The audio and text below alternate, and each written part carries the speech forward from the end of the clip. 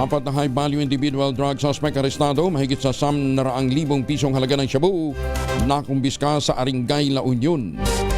Detalye ng balita mula kay Freddy Pardo, Aris 38. Masantos siya kabasan ni Chukamin sa ating mga kababayan dyan sa Pangasinan, Freddy.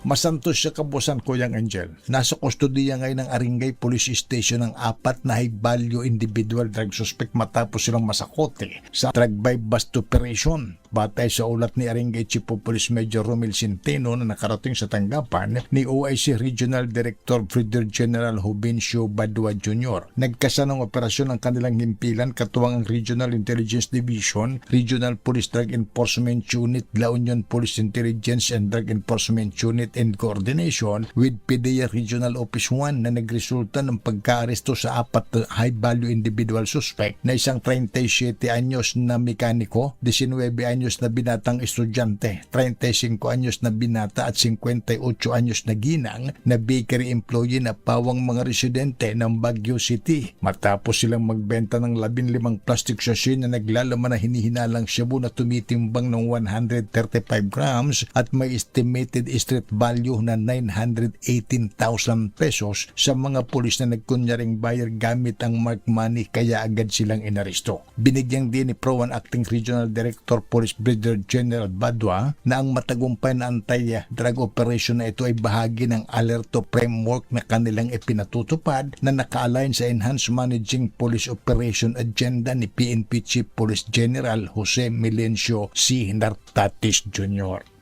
Mula sa Action Radio Pangasinan, ito si Freddy Pahardo, Aristarte Taguulat para sa DCRH, una sa Pilipinas, una sa Pilipinas. Maraming salamat, Freddy.